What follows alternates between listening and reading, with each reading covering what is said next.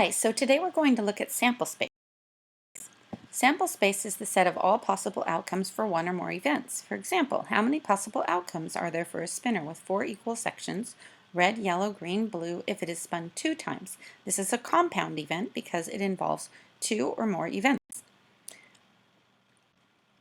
Look at spin number 1. If we spin it 1 time, we have a simple event and there are still 4 possible outcomes, red, yellow, green, blue. These are the sample space for a spinner spun 1 time in this situation. If we spin it 2 times, then it becomes a compound event. And we see that there's the possibility of spinning a red, then a yellow, a red and a green, a red and a blue. However, we can keep going because we could spin a yellow with a red, a yellow with a yellow with green, or yellow with blue. It becomes even more complex and we add more to our sample space if we spin a green and get a green with a red, a green with a yellow, green with a green, or a green with a blue. And we have one more possibility where we could start by spinning a blue the first time. If we spin a blue the first time, we could still spin blue with red, blue with yellow, blue with green, or blue with blue. So you see that as we add more events to a situation, we make the outcomes greater.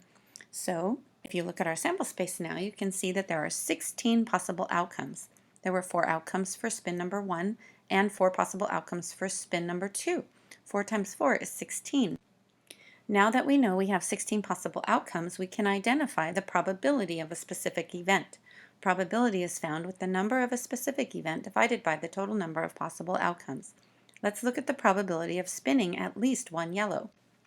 I've highlighted all of the situations where there's at least 1 yellow in the outcome. You can see here that there are 7 possible outcomes where we spin at least 1 yellow. So the probability of spinning a yellow is 7 out of 16. 7/16 represents the probability of spinning at least 1 yellow. Let's look at the probability of spinning at least 1 red. I highlighted all of the situations with at least 1 red. Again, you see there are 7 situations where you can spin at least 1 red. 7 out of 16 times you'll spin at least 1 red. And 7 out of 16 times you can spin at least 1 green. 7 out of 16 times you'll spin at least 1 blue. Let's look at a less likely situation, the probability of spinning a yellow and then a yellow. In this case, there's only one situation where that specific event will occur. So the probability of spinning a yellow 1 time and then spinning a yellow again is 1/16. Notice there are 4 possible outcomes for spin 1 and 4 possible outcomes for spinner number 2. The number of possible outcomes for event 1 times the number of possible outcomes for event 2 is equal to the total number of possible outcomes. So 4 times 4 gives us 16 total possible outcomes.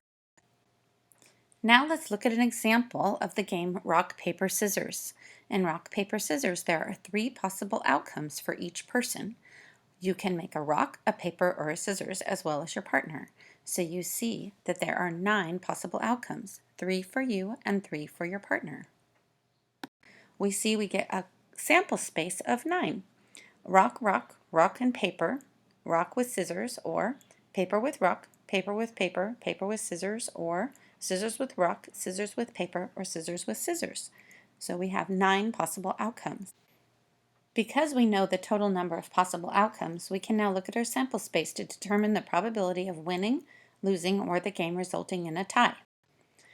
Person number 1, if they have rock and the other person has scissors, then they win.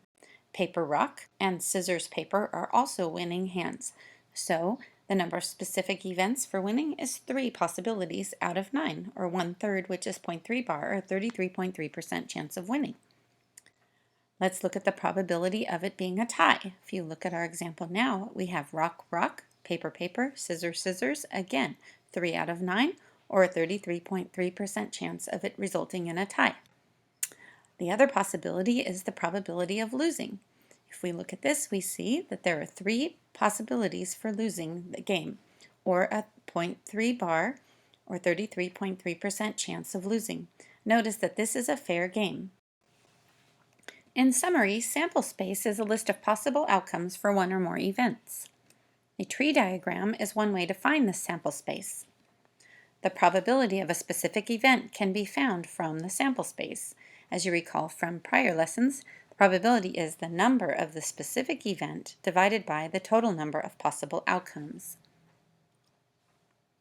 And that is all.